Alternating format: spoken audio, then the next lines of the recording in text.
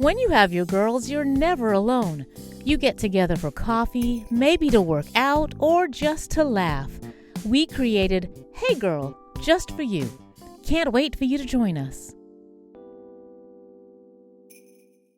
Hey everybody, welcome to another episode of Hey Girl. I'm your girl Kim with an E, and this is episode 87, but more importantly, it is Christmas, and I'm so glad to have my hubby with me today. Hi, babe. Glad to be here. Well, I'm back. I'm back again. That's right. Once a year, I actually get you on, well, maybe more than once a year. I think I had you on twice last year, but at least once a year, he comes and joins me, and I appreciate him for doing that. This is not really his thing. But I'm here for you. You're here for me. I'm here for you. I appreciate that. And Merry Christmas to you. Merry Christmas to you as well. And Merry Christmas to all of you. We are here with our Hey Girl mugs, enjoying a little cocoa on Christmas, and wanting to remind you that it is not too late to pick up some cute Hey Girl items from the Hey Girl store. Yes, it's too late for Christmas, but it's okay. You can still order and some cute items and share them with your loved ones and friends. I think they'll really enjoy. We certainly enjoy ours. And we, of course, have some new items that we've added with a new design, and we certainly would love for you to check those out. I think they're so cute. And I think that you probably have someone in your family that would appreciate it as well. I have my Hey Girl sweatshirt on, and I must say it's very soft and very warm. I'm actually hot. Mm-hmm. And yes, that you are. says a lot. You keep fanning yourself. I know. So you must be. I actually am hot, which is quite unusual. But anyway, say hello in the comments. Let us know that you're here and tell us how you're spending today, spending Christmas Day. Are you relaxing at home with your family? Are you entertaining today? We're actually not going to have a big shindig today, as we sometimes do. Between Thanksgiving and Christmas, we usually have a lot of people over, but not today. We're keeping it low key, very cool and casual. And, the Omicron variant is out there and it's exploding. So we're trying to be safe, as I hope all of you are as well. But sometimes the low key Christmases are actually the best. That's right. Spending time with our mothers and the girls with their grandmother in the kitchen making bakes and codfish. It's become our new tradition. So that's what's making it really special. So share in the comments what you're doing special for Christmas this year and how you are spending your day. Now, we have been, babe, I don't know if I told you, for the last 12 days, we've been doing a countdown to Christmas. And the idea behind the countdown to Christmas is that we spend a lot of time thinking about Christmas gifts and decorations and parties. But there's something more important about Christmas that we forget, and that is that we're celebrating the birth of Christ. And importantly, he is Emmanuel, who is God with us. But in our day and age, with all the troubles and difficulties, we sometimes may not really see him, or we may miss him. And so I'm asking the question each day, I have been for the last 12 days, how is God showing up for you this season? Because how does he show up? But through our family, our friends. And each day we've identified a different individual that he may have shown up to us through, whether it was our mother or father or grandmother or grandfather, aunt, uncle, cousin. And today is Christmas. So the question today for all of you is, how about a stranger? Have you ever seen God in a stranger? Now, we may automatically think about family and friends, but how many of you have experienced God showing up in some way through someone you didn't even know? I would love for you to share in the comments. The one that comes to mind right away for me is just a small kindness, but it's the whole pay it forward thing. When you go through the drive-through line at Starbucks and you get to the window and find that the person in front of you paid. I always feel like it's such a small gesture, but it's actually happened to me, and it like made my whole day. It really made my whole day that someone who didn't even know me would extend that kindness, and it makes you want to go out and do the same for others. So that's the beautiful thing about it as well. If you ever had someone show kindness to you that you didn't know? Just the other day when I was at Aldi, somebody gave me their quarter to put in the cart. That is a big deal. Yeah, that was a pretty big deal. So I I didn't have a quarter, so it really helped because they gave me a quarter, and I put it in. I got the little shopping cart. Yeah. And it worked out. We love Aldi. How many of you shop at Aldi? That you can get some good deals. Right. But you do have to put a quarter in to get the shopping cart, and you get it back when you return the cart. But it's really nice when someone does that for you. Cool. Well, do share in the comments if you have experienced a small kindness from a stranger. And as I said before, make sure that you also check out the Hey Girl store, and don't forget about the Hey Girl High Five. Of course, we also want to support those small businesses, minority-owned businesses that, particularly during this season, need your support. They are not like Sam's and Walmart, Amazon, they're going to get business regardless, but the small guys need our support. So we'd appreciate you supporting our high five. And if you own a small business, don't forget to email us so we can add your name to the list. And of course, you need to sign up for the Just Kim newsletter. I send out freebies during the week, and we have lots of resources, especially after the month-long marriage episode, that I want to make sure you all get your hands on. But you have to sign up for the newsletter, and then you can get access to some of the resources that are available on the resources that are actually available only to subscribers for marriage and other things that we have talked about on the show. I've created graphics and handouts and PDFs that you can get if you sign up. So make sure you click that link also. And particularly if you're interested in the marriage resources. Of course, this month we've been talking about marriage, and it's been a good run. We've had some awesome couples on, Sonia and Derek McCullum, John and April. We always have a great time with those guys. And I can't believe that John and April have been married 21 years. Right. They're such little kids to us. I said they're like my little brother and sister. And we've been married 25 years, so yeah, that makes us the grandparents of the group. Basically. Yeah, pretty much. But, marriage is so important, and we're going to continue the conversation today, and I want to share kind of some of the lessons learned that we've learned over the last 25 years. But just this week, we got news that Devon Franklin and Megan Good have split. Of course, there's the whole Will and Jada craziness. Sometimes it just feels like marriage is a joke in our culture. It's not something that's really valued, and it's so disappointing, particularly for couples like Devon and Megan, that you really feel like they got the right stuff. They're going to make it. And it's just so hard to know which marriages will last and which ones won't. Because, of course, we don't know what goes on behind closed doors. And no matter how beautiful a couple may look in public, you never know what's going on. So I guess what I want to talk about today is how have we managed to make it?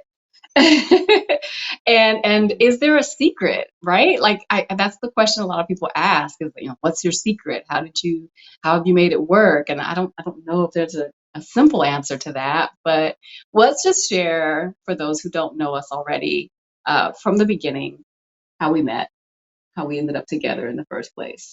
Now, where you want to start? Which time? Yeah, that's true. So I guess this summer we met. I'll just quickly say we met briefly at the beginning of my freshman year at Oakwood. That was the fall of '91. Okay, just put myself out there. But anyway, that was a quick meeting. Hi, how are you? Hi, I'm Everett. Hi, I'm Kim. Nice to meet you. And then we didn't see each other again until I guess long later. The following summer. Right. So that was the fall. So it was almost a year later that our paths crossed again. That's right. I think we were introduced the first time. We were introduced the second time as if we didn't know each other. True. The person thought they didn't think we knew each other. Did you remember that you had met me? Oh, yes. Good answer. Yeah, I definitely remembered you. And the short of it is I asked for your number. You remember? Yes. And you gave it to me. I did. And I went home.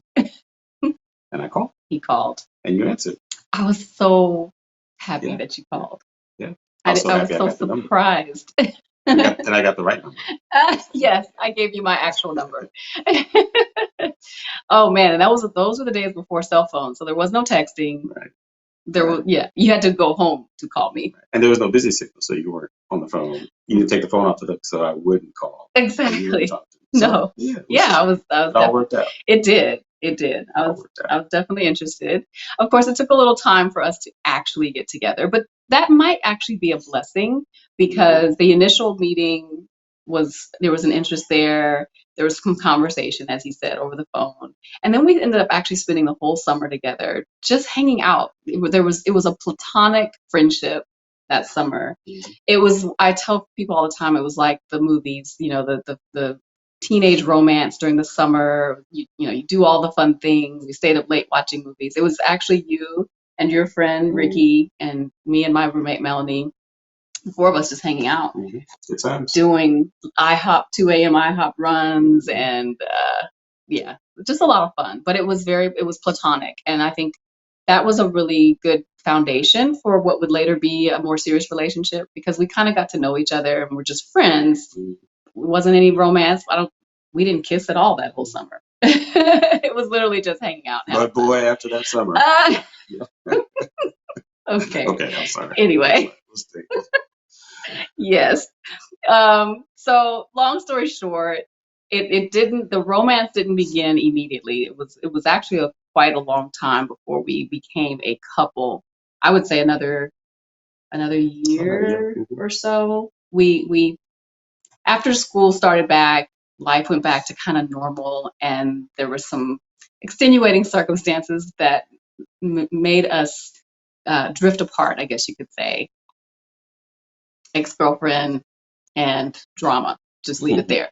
But again, never say never. I will say that because when we parted ways, you went and got your life together, and I went and focused on school. It was in my mind the end, and I would have said then never if you'd asked me, whether we would ever get back together or be together. I was like, no. But never say never. So there may be someone in your life that you have written off who is someone you may need to think about again, or at least not write off completely, because you never know how that's going to work. Agreed. Yeah. So what were you looking for in a wife? Now, we married pretty young, and I don't know if when we started actually dating, if either of us was thinking marriage at the beginning. Right. I don't know if I was pretty young. I don't think I was really in a hurry to get married. But if I were to ask you what you were looking for in a wife, and how would you answer that? And then at what point were you looking for a wife? Because I don't know if you were thinking about wife at the beginning of our dating either. No, I'd probably answer that question better if it were rephrased. What was I not looking for? So after having some other relationships and just seeing friends who had bad relationships, I knew exactly what I didn't want. So I was very specific about my attraction to individuals. And so what was I looking for? I can't say that I had a list. People talk about having a list, a checklist. I can't say I had a checklist, but I could definitely identify when somebody wasn't it. And it had nothing to do with looks. It really was character, personality, spirituality first and foremost. I think that's it. So what was I looking for? I was looking for someone that didn't have the qualities that I knew were going to take you down a different path. I think that is really key, because I would say that was what was key for me. And that is someone who was on the same path as I was. I had been in a marriage. I had been in a relationship prior to this one, and we were going down different paths, just academically, professionally, just goals and all those different things were just different for each of us. And so I remember one of the first things that struck me about him was that, and I thought he was joking, but remember the question or the statement I think you said was something about, do you want to come over and have a Bible study? And I was like, that's a pickup line you never heard. Man, I had never. Oh yeah, I worked hard on that. I was like, I set that Bible study up. Bible study? Really? I thought, okay. But did we have a Bible study? Yes, I think we ended up. I remember being surprised. Yeah. So the funny thing is, I kind of laughed to myself when he said that, because I was like, okay, yeah, I haven't heard that line before. But at the same time, I was like, wow, if he's not kidding, that would be awesome, because the person that I had been with before was going in the complete opposite direction of a Bible study. Okay, and so yeah, it was funny, but it was also like, oh, okay. And then when I came over and you all were actually having Bible study, I was like, oh, okay, yeah, he's different. And that was huge. So I think that if I were to give advice to those who are not yet married, that's key, right? Like, no matter how good looking he is, no matter how funny, no matter how well y'all get along when you're hanging out, if you're going in different directions, if you have different goals for your life, spiritually, like I said, academically, professionally, all that sort of thing, that is huge to determining whether your relationship will last long term, and you really can't ignore that. And I think that going back to how we started, even though we were young and we weren't necessarily looking for a spouse at that age, in your 20s, you are just kind of hanging out and having fun. Right. But even in the midst of having fun, you have to, in the back of your mind, say, is this person that I'm spending so much time with someone that I could see myself with long term? Right? It's not to say that you have to be thinking marriage on the first date, but that should be somewhere like, what are you dating for? Right. Where is it? What's the end goal? Right. And if you're on different pages as far as that is concerned, like one of you is thinking marriage down the line and the other is thinking no way, I never do that. Also something to consider, like, right, why are you wasting time if each of you is in a different place as far as your goals? And let's be clear, surely don't want to make it seem like we had it all together, because the Bible study wasn't the pickup line. The Bible study was a need, and I needed that Bible study. I had come out of not only a bad relationship, but just my life was changing. I was maturing at that point, and so the Bible study was actually a church-sponsored event that I was hosting at my house for me to learn, for me to kind of get back on track. So it wasn't a situation where I was leading the Bible study. I was a active participant, and I just invited you to participate as well. So yeah, and I don't want people to get the wrong idea either. Like, it wasn't stiff and boring. Like, it was young people having conversations. It was, Bible study sounds so holy. Right. Not that there's anything wrong being holy, but it was a discussion. It was a Q&A, kind of digging into real world things, if I remember correctly, right? And so, yeah, it was actually enjoyable. It was like a bunch of young people getting together and having conversation. So I think also a little plug for, Christian lifestyle. It doesn't have to be boring and stiff, as some might assume. So after we dated 3 years or so, well, we had dated a little more than 2 years, and then we got engaged, had a long engagement. So overall, we dated for 3 years before marriage. Again, we were still in our 20s, so we were pretty young. What would you say was the biggest surprise once we were, past the honeymoon into married life for real? What was the biggest surprise for me? Yeah, about marriage. About marriage? But maybe something you didn't expect. Well, I guess the biggest surprise for everybody is that you come home and you're home. You come home and you're home, and you wake up and you go to work. And what I mean by that is, when I was at home, living at home, if I want to go to the gym, I grab my keys and I walk out the door. Right? If I want to go to a friend's house, I just say, hey, I'm on my way. You can't do that. So your freedom is taken away from you. You don't have the ability to, and even when you're out, you don't have the ability to stay out as long as you want to. I remember, playing basketball. Those that played basketball up at the gym, remember the gym was open from 3 to 5, and sometimes later. And you could go in there at 3 o'clock, play for a couple hours, and sometimes it went past 5. So 5, 6, 6:30, you're in there playing basketball for 2, 3, 4 hours. Can't do that anymore, right? Yeah. You know that somebody's expecting you to come home.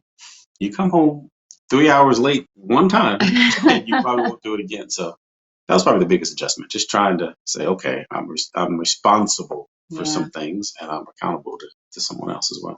Yes, and I think being young, that was big for me too, because I was just getting like my what do they call it? Like, I was just getting to where I was like loving life. I was grown. Finally, I had graduated from college, living on my own, didn't have to answer to anybody. And then all of a sudden I get married and I have a husband. And I remember there were times when I'd be like, you're not my daddy. Because it was just, there was some tension there with having to answer to someone, having to say where I'm going and when I'll be back. And yeah, that was definitely, and I imagine it would be difficult even if you were older and got married, because after being on your own for a longer period of time, you really aren't used to having to answer to someone, be accountable. And so it was balancing that need for accountability with still being adult. Like we are individuals, we have our separate interests, and we are grown. So it's not like he's my daddy or I'm his mother, right? But it's a mutual accountability to one another that we had to navigate. And it was some tension at times when we were figuring that out. But yeah, so that I would say. And then the little things. I mean, little things that no one tells you about when you're dating, right? You're about to get married. So, do you ever talk about before you get married if you go to bed at the same time? You know, if somebody's a late hour, somebody's not. Do you ever talk about what television shows you like? You want to watch something, they want to watch something else. Do you ever talk about? So these conversations you never had before, right? You didn't think to. And then you get into the marriage, and it's like, okay, it's 9:30, time for bed. No, it's 9:30, time to read a book. Yes. It's like, no, it's time for bed. No, it's time to read a book. And the expectation that we're supposed to go to bed together. I've heard other married couples talk about that. The first time he was like, time for bed, I was like, back again to, you're not my daddy. You're not going to tell me what time to go to bed. And it was just his clock was winding down at 10 o'clock, and my clock starts to wind up at 10 o'clock. And I think as much as it annoyed me that he was going to bed, it annoyed him that I was staying up. How do you talk about that before getting married? Would not even think to. What marriage counselor talks about that type of thing. Right. And especially because when you're dating, you're usually hanging out late. So there's no going to bed at 10 o'clock. You're still at the movies or out, hanging out. So yeah, that was definitely a surprise. And yeah, those expectations, like the expectations of whether we're going to go to bed at the same time every night, whether we will do a lot of things, because you do have separate interests. Oh, the television thing. I have often said that having separate TVs is what has saved our marriage. And I'm not kidding. Praise God, we can afford 2 TVs because we do not have the same taste in television or even the amount of television. I don't have to watch it much at all. And I sometimes prefer to just have it off. He has to have it on all the time. And the crazy part is I don't watch television for television's sake, because I watch the same things. I watch the same shows that I've watched for the past 20, 30 years of reruns. Yes. But you ask me what sitcom is on right now, what's current? Haven't watched the sitcom. No idea. I don't know. I just don't know. So yeah, just an old school. Guess I'm he watches it so that he can recite the lines with the characters. So yeah. Separate TVs, guys. Separate TVs will save your marriage. Or no TV. Or no TV. Yeah. Well, yeah. You got to have at least one. It's so expensive. You might as well give 75, 65 inches. Might as well. Yes. And that's the other thing. The size of okay. That's a guy thing. We'll leave it alone, but I don't think I'll ever understand it. Okay. So we've talked about what some of the early challenges have been or were. What would you say are the ongoing challenges that we have in our marriage that we are continually having to work on? Oh, communication. Okay. Yeah, that's okay. So we have to break that down because everyone says communication. Oh, well, communication, I deal with this at work. So you work with a team of individuals and you're trying to build something. You're trying to develop something. You're trying to design something. If you don't communicate, if you don't share your concerns, if you don't make recommendations or suggestions, if you just hold it in, your team's going nowhere, right? So a team is as strong as its weakest link. And so if 2 people are going in 2 different directions, okay, we're talking marriage, you're going in 2 different directions, there's no communication. Hey, I like this, so I'm just going to do this. And I know she's not going to like it, so I'm just going to do it, because if I bring it up, she's not going to like it, and I won't get to do it, so I'm just going to. And you just continue going down that path, going down that road, and you're thinking something else, but I'm thinking something totally different.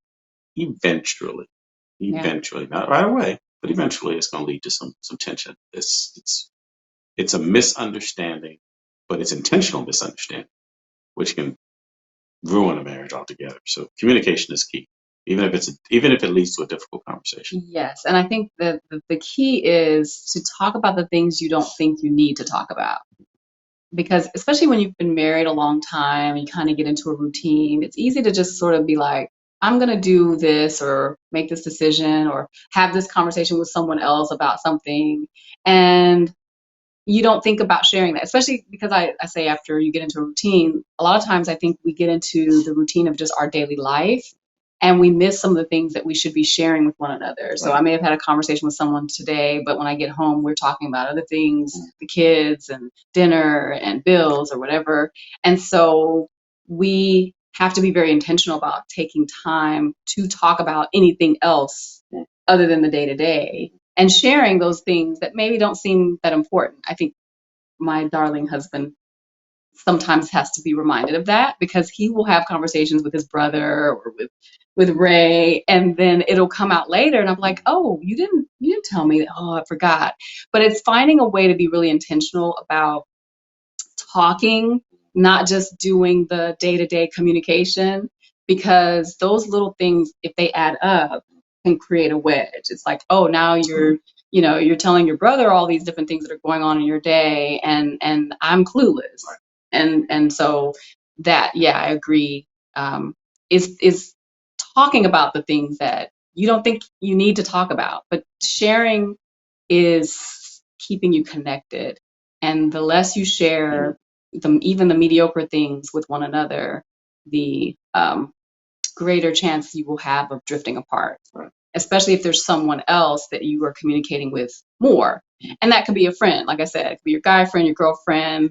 But if you're communicating with them about your day to day more than your spouse, that could be a problem. And then I think too, on the line of communication, doing the work of communicating when you each have a different way of doing that. So I tend to be a verbal processor. I talk until I figure out what I'm trying to say. And he tends to be one who has to think it through first. And it's easy to misunderstand one another. I think it has been easy for me to misunderstand you. Let me speak for myself, because you don't verbalize everything right away. And so when you go quiet or you're thoughtful or you're kind of, retreating, I tend to read those cues wrong. Mm-hmm. And I tend to be very, very expressive, and he's not. So there's also that. I misread those cues. I think his calmness is lack of interest, and he doesn't really care.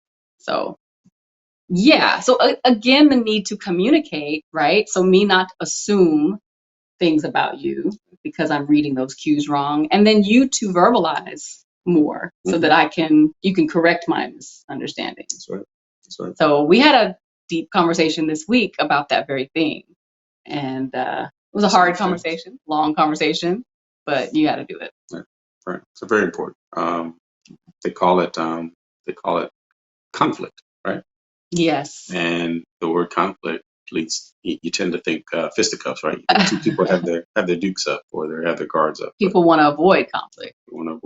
You're taught to avoid it. Try to be as even keel as you can. But every once in a while, you need to, if something's bothering you, you need to bring it up, which leads to conflict. But at the end of the conflict is the working it out, and that little bit of working out gets you to the next step, and it grows your marriage, and you grow together. I've heard it said, everyone listening probably has heard it said as well. If you find a couple that says that they don't have any issues, no conflict, everything is going well, then somebody's probably not telling the truth. Somebody's not telling the truth. Because you actually want, I remember reading this in one of our marriage books, you actually want some conflict in your marriage because it's a test, right? It grows you. So if two individuals who grew up in two different homes, by two different parents, raised two different ways, come together and get married, what makes you think those two individuals can just walk down the same path and have no problems and not disagree on anything? They agree on everything? Nah. Not possible. So you have to work things out, even if it's what's for dinner. Yeah. Right? I mean, I don't feel like chicken tonight. I don't feel like this tonight, whatever it is. I don't feel like tofu tonight. Well, I do. Well, what are we going to do about it? Well, we had tofu last night. Well, I want it again. Well, I don't want it again. Yeah. We've never had that argument because I like tofu and chicken. But those types of things, I mean, little things like that are very important. Good conversations to have. Yes. And yet, of husbands who are fearful, actually, of having honest conversations with their spouse. We've talked about that because the danger of having those hard conversations or saying what you really feel is that the other person will punish you for that. Right. And I know that you've had conversations with husbands who have said, oh, no, I'm not saying that because my wife will not give me what I need tonight. And so I will keep my mouth shut to keep the peace or to get, the physical attention that I need. And what do we say about that? That's not good. Right. I've heard people say before. I've heard I forget his name. Oh man, the guy that wrote the book. But anyway, he says that pornography for men is a gap filler, right? So when my wife rejects me for days, sometimes weeks, then I know where I can go. And so if I can go there, I don't really need to lean on her as much. So she can tell me no, I'm okay. Right. And what that really does is creates a wedge, because if you don't need her, then you can substitute her with something else. Then eventually what's going to happen? You won't need her. You're not going to have a marriage. So you need that, let me say this, man, you need that time to roll over and just fall asleep, right? As opposed to get up and go to your computer. You need that time. You need to just deal with that, talk about it, and get through it.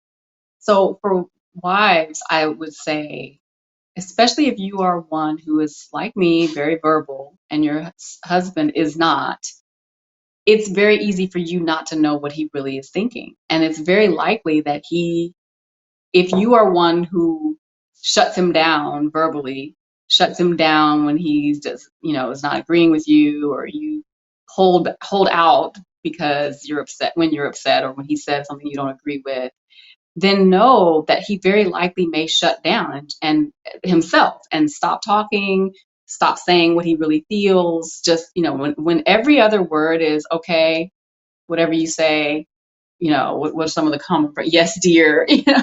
When you're not really allowing him to say what he actually feels, and he in any way feels like he will be punished for that, then you're putting, wives, I'm telling you, just trust me on this. You're really harming yourself and your marriage more than you realize. So the way to, I don't want to say get him to do what you want, but the way to have the healthy relationship, to get him to do what you want, I guess we could say it that way, is to create a safe space for him to say what he feels and to say what he really thinks, and find a way. And this may mean, finding a counselor or getting the tools, because it's not an easy thing for everyone. It's not always been easy for us, for sure, but finding a way to have those hard conversations so that it's safe for both parties. It may not be fun at the time. You may not like to hear what he really is thinking. It may require, a period of time to have those kinds of conversations about whatever it is, but it will be worth it if everything is out on the table. At some point, getting everything out on the table is always going to be best than having one person or the other holding it in and not feeling safe to share. So like I said, the short-term pain that is required to get those things out in the air is worth the long-term benefits that you will have once each of you knows what the other is thinking, how the other thinks, and you're not always going to agree, but it's finding a way to compromise, to meet in the middle. That's what it's all about. That's the work of marriage, and that's the work that we've been doing. And I've been guilty at times of holding things in and not saying what I really feel, but that doesn't work for long, because after a while, it comes out one way or another, frustration or, sharp responses and things like that. So, doing the work of having the hard conversations. And he's right. I do believe that each time we've had a hard conversation or a conflict or something that was challenging, it did not feel good in the moment, but after we got through it, after we came to some resolution, we were better for it. We were stronger for it. So it's worth it in the end. It's like working out, building that muscle. Right. But wives in particular, I want to just speak to you guys because I don't know if we realize the power that we have to shut our husbands down. And a lot of times they'll make the decision to keep quiet for the sake of peace in the home. And in actuality, it's a false peace because they're not actually being honest with you. They're not actually happy. They may be getting in fulfillment elsewhere in an unhealthy way. And so no one wants to have a situation like that. And what's unfortunate when that does happen, when the husband is found out, oh, he's addicted to porn, blah, blah, blah, then the wife is the victim at that point. Or if he has an affair, she's the victim. And how could you do this to me? And no one gets into the things that lead up to those types of behaviors in the spouse who goes out of the home. So, that movie Fireproof, I think, really brought out. You remember that movie? That's a good movie. You guys should watch that again if you haven't seen it, or if you haven't seen it, to check it out. But it really kind of shows the sort of mutual responsibility that we have to each other to make the marriage work. I feel like I'm doing a lot of talking, so I'm going to stop now. You're doing well. So, girl. I love you. Okay, so we are almost done.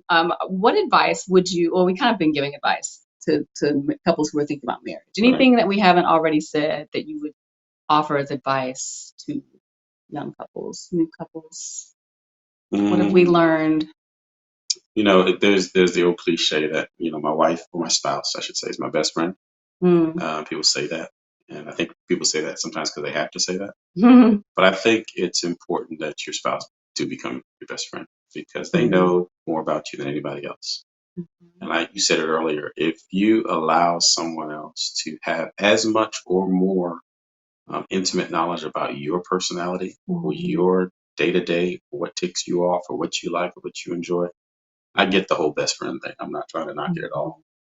I have people that I'm close to as well. There's some things I'm not telling them. I'm sorry. There's some things they don't need to know about us. There's a lot of things they don't need to know about us. So I don't ever want to have a friend that's closer to me than you, and vice versa. I would hate to know that you come home and you and I are having a discussion. You tell me, well, so and so said, well, so and so recommended, well, so and so said I should. First of all, I want to know why so and so knows so much about what we're dealing with. And so I think it's very important for young couples to, if you don't think your spouse can become your best friend, you just need to try it. Just try it. Just try it. Just try it for a few months. Try it for a few days. You might have to. There's some growing pains, right? She might not be interested in some of the things you're interested in. But I guarantee you, if you knew enough about each other, then you can have those difficult conversations easier. So then I can call out Kim's flaws and some of her mistakes and say, hey, baby, you handled that wrong. You did that wrong. And she can receive it better. If we've been in true relationship, friendship. Right. And vice versa. I can accept something from her because I'm closer to her. If she tells me something and my friend told me something and they're not congruent, they're different, then I'm going to lean towards the one I'm closer to. If that's my best friend, I'm going to say, you don't know what you're talking about because somebody else told me in my mind because I heard that I should handle it this way. I don't ever want to have anyone else that whose opinion takes priority. Right. I respect people's opinions, and I don't mind having friends, but they should not be stronger. My relationship should not be stronger than mine and yours. So. Yeah. Along with that, though, you make a good point because we start off by saying we have different interests, we have different personalities. Sometimes I wonder, how did we end up together? We're so different. But so if we're so different, then the question becomes, well, how can we be best friends? Like, doesn't he need the guy friend who's going to watch football with him because that's something your wife is not interested in? Yes, like we said, we have guy friends and girlfriends. But the other work of marriage is doing the intentional effort of being interested in what they're interested in. So no, I'm not interested in football, but he is. So I do my best to understand the game. I will watch at least the last few minutes of the game, especially when it's good. And you watched the Iron Bowl. Who won? I did. Alabama. How many overtimes did it go into? 4 overtimes. Yeah. That was amazing. Right. I was like, oh, okay, I might be able to watch football. And you didn't even know what overtime was before this. I did know. You didn't know there was 4 or 3. I'd never seen that before, but I was happy to know nobody had ever seen that before. So that was part of history too. Yeah. So and that wasn't the first time I've watched football. Early when we were dating, I think we went to a football game in Dallas, and I was screaming more than you were. I don't know why, but it was exciting. But yeah, like I never would have even done that, but because it was something that he's interested in. The very fact that he's sitting here right now on my show is because he loves me and is going to do his best to be interested in what I'm interested in. So, I mean, it's that give and take, it's compromise, it's thinking about the other person, it's affirming the other person in the things that they're interested in. It's just really being intentional and making them a priority. Right. That's very important. It's not just about what I like or what I'm interested in. Right. Very important. Very important to be considerate of the other. Yeah. In fact, let's be honest. We do some strange things together just to say we're together. Like some Saturday nights. Oh, it's embarrassing to say this. We can hang our heads when we say this, but most Saturday nights, not some. Yeah. We end up in Walmart. Yeah. Yeah. It's pretty pathetic. Shopping. Yeah. But we're together. Yeah. That's what we tell ourselves. Yeah, and I don't know if that's it or is it the fact that the Starbucks is right in front of the Walmart. So no, that's the motivation to go. I'm always like, I don't want to go. We'll get Starbucks. I'm like, okay. Got it. Yeah. So anyway, we just wanted to take a few minutes today to wish you a Merry Christmas and to talk a little bit about marriage and our marriage, because marriage is important. We believe in healthy marriages, and we often are asked about our own relationship. And in particular, I wanted to be very transparent about the fact that there is no such thing as a perfect marriage, and ours is no different, but it's the willingness to do the work that has helped us get through. So all month, we've also been going through Shanti Feldhahn's book For Women Only. I've been talking it up a lot, and hopefully you all who are, whether you are married or considering marriage or not, you may want to still check that out. We've been going through her book and the key points that she brings out, because a lot of what we're talking about when it comes to making a marriage work is doing the work of understanding the other person. And let's be honest, men and women are different. And she has the companion book to this as well. So he has a For Men Only version. And if you can understand the other person, it helps you so much more to be able to be sympathetic, to be understanding, to accommodate those differences that they have from you. Because once you understand, you know what to do, right? And I think that that's been the best benefit to this book, is it's helping me to think about things in a different way from his perspective rather than just from my own. And so that's one of the resources that I certainly believe has made a difference in our relationship. There are others that I have included on the resource list that I will share with you if you sign up for the newsletter. So definitely do that. So as you looked through this list, we're not going to go through all of them, but Shanti Feldhahn talks about 7 key areas that women often misunderstand about men. Their need for respect, their being insecure, their need to provide, their desire for sex, the fact that they're visual and can't help it. Some think that men are unromantic, and then the whole touchy subject about the fact that you all care about our appearance. And then, of course, she sort of digs a little deeper into some of those things and helps us understand them better. Which of those 7 would you say most resonates with you? That you say, yeah, that's definitely true. You know, I'll probably pick another one, but it's just fresh on my mind because I heard it just this week. The one that says men want more sex. I was listening to something on the radio, believe it or not. I think it was Family Life or one of them. I can't remember what it was, but he said in marriage he doesn't like that word sex. And so I'm going to tell you why. So if we change that from men want more sex to men want more intimacy, it has a different meaning. True. Because when you think of the word sex, you think that a man is just trying to please himself, right? Yeah. But when you use the word intimacy and you recognize women, that a man really wants to be as intimate as a woman does, maybe not the level of frequency, but when you use the word sex, the world has treated that word so different from what we know it should be, how it should be treated, that he likes to change. He wanted to change it to intimacy because intimacy is sharing between the two. Sex is selfish, right?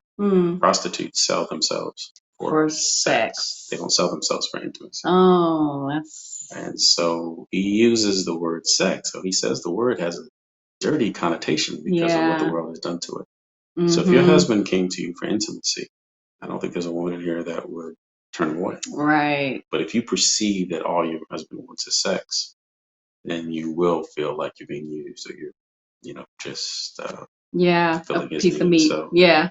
And here's the analogy that he used. He said a woman can cook her husband a meal, and he can eat it very quickly. He can just eat it and get up from the table and walk away, right? If it's a TV dinner. But if she slaved over the stove and it has flavor and taste and he can tell she put some work into it, he's like, this is the best meal I've ever had. Big difference. He ate, right? He's full in both of them. But one is more intimate than the other. And so men don't just need TV dinners, right? They actually want a home cooked meal by their wife. And not even taste as good as a TV dinner, right? Right. But just the fact that she did it. Yeah, the love that went into it. And I heard that this week, so that stood out as soon as I saw all 7. So.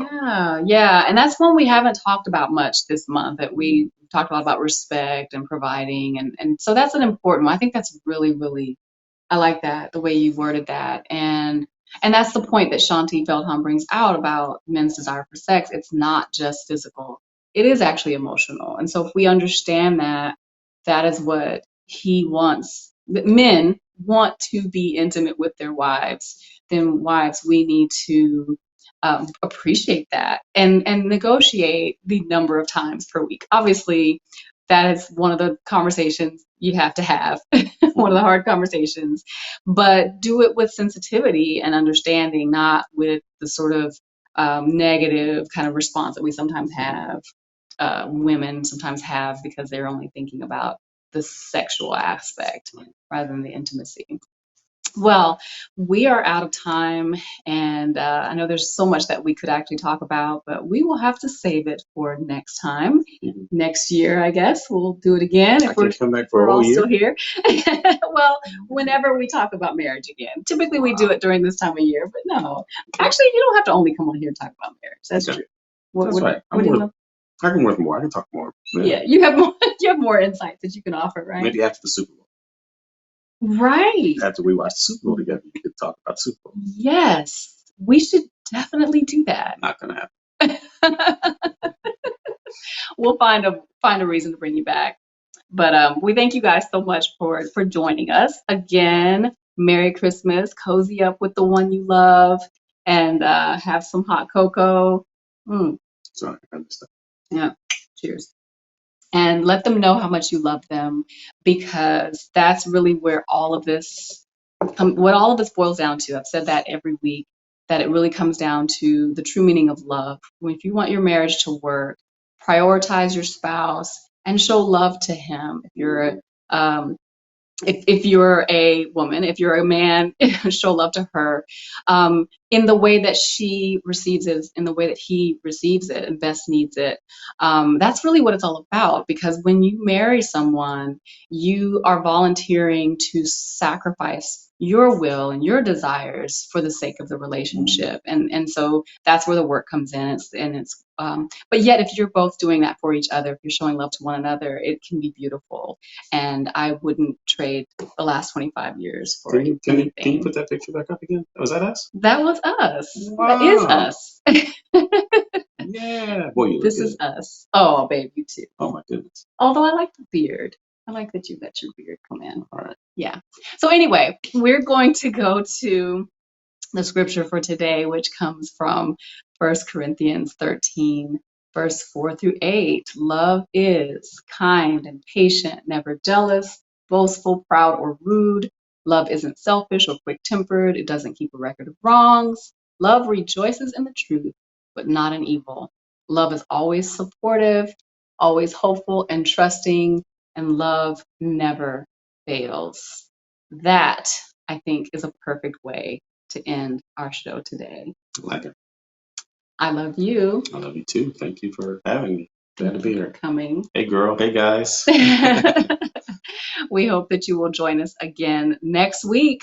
Oh my goodness. Next week is a new year. Can't believe we are at the end of 2021. Whew, it has flown by, but we praise God that we are still here. We're still standing, and we will be careful to not have too big of an expectation for 2022, but we will just be thankful for each day. I think 2020 has taught us to just take it one day at a time, be thankful for every day, and we will definitely do that. So we hope that all of you have a wonderful Christmas. Enjoy the remaining days of 2021, and we will be back in the new year with a brand new crop of episodes, new themes. The theme for January is Write the Vision, and I cannot wait to introduce you to my guests next month. And I have a special surprise announcement to give, but I will save that for next week. You'll have to join me then. Until next time, God bless. Take good care.